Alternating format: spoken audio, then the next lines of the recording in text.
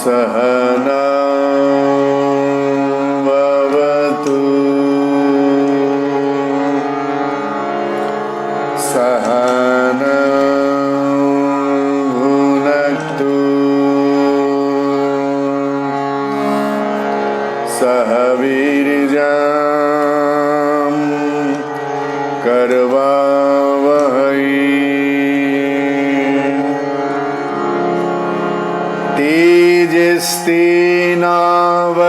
तेजस्तेनावधीतमस्तु मा विद्विषावहै।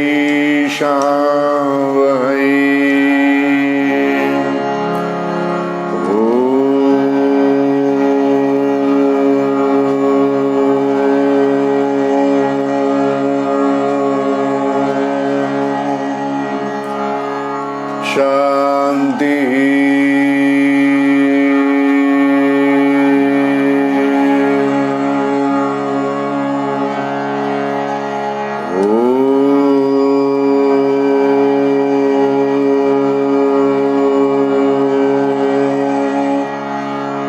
शांति।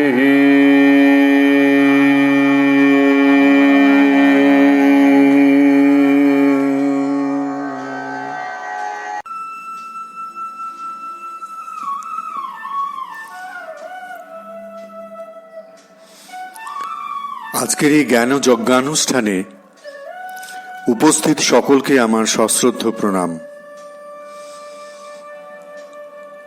আর এই নিভৃত প্রাণের দেবতা যেখানে রয়েছেন সে হৃদয়ে, সেইখানে তাকে আজ খুঁজে নেওয়ার প্রয়াস। তাই উপস্থিত যারা এখানে রয়েছেন সেই ভক্ত, তাদের দ্বার আজ খুলে দিন, হৃদয়ের দ্বার আজ খুলে দিন। আজ আমি তার দেখা লব আপনাদের মাঝে। কারণ দেবতা কিন্তু মঠে মন্দিরে নেই, তিনি আছেন আমাদের মধ্যে। তাই মানব সেবাই হলো পূজা, আর তিনি সদা আমাদের হৃদয়ে জাগ্রত রয়েছেন।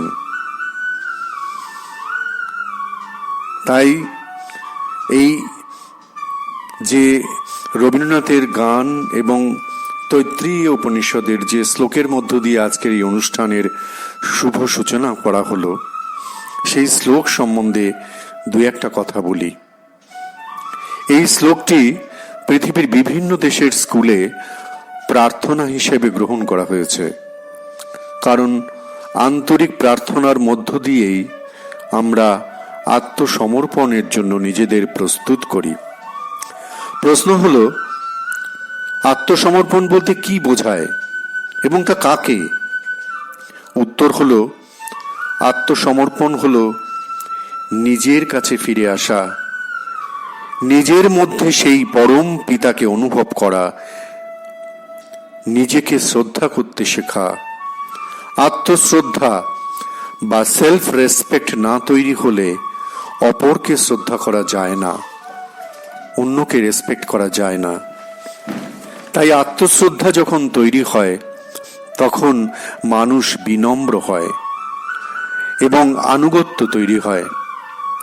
অনুগত না হলে, ওবিডিয়েন্ট না হলে, স্টুডেন্ট না হলে কিছু শেখা যায় না। আর এই পারস্পরিক শ্রদ্ধার উপরই ভালোবাসার প্রগাঢ়তা নির্ভর করে। এই শ্রদ্ধা থেকেই ভক্তি আসে, আর এই ভক্তি থেকেই আসে ভালোবাসা। তাই ভক্ত হতে গেলে শ্রদ্ধাশীল হতে হবে। এই প্রসঙ্গে গীতা কি বলছে? শ্রদ্ধাবান লভতে জ্ঞানং তৎপরঃ সংযতেন্দ্রিয়ঃ জ্ঞানং লব্ধা পরং শান্তিমচিরেণধিগচ্ছতি হি জ্ঞানেন সদৃশং পবিত্রমিহ বিদ্যতে তৎস্বয়ং যোগ সংসিদ্ধ কালে নাতনি বিন্দতি। কি বলছে গীতা? বলছে এই জ্ঞানের মতো পবিত্র আর কিছু নেই, পিওর কিছু নেই। এই যে পরম জ্ঞান, এর মতো পবিত্র কিছু নেই। জ্ঞান হলো সমস্ত যোগের পরিপক্ক ফল। অর্থাৎ এই জ্ঞান আহরণ করার জন্য, নলেজেবল হওয়ার জন্য তার করুণার দরকার হয়। তার করুণা না পেলে কিছু শেখা যায় না। আর এই ভগবত ভক্তি অনুশীলনের মাধ্যমেই যিনি সেই জ্ঞানকে, পরম জ্ঞানকে আয়ত্ত করেছেন, তিনি কালক্রমে আত্মায় পরম শান্তি লাভ করেন।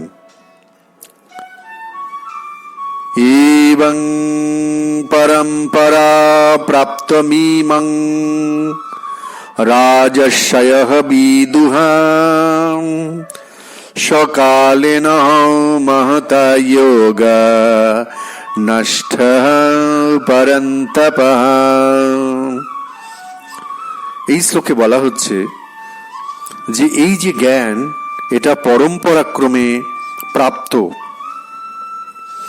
যেটা ইহ জগতে বিনষ্ট হয়েছে। কেন এ কথা বলা হলো? তার কারণ আপনারা জানেন, গীতা উপনিষদ হচ্ছে শ্রুতিশাস্ত্র।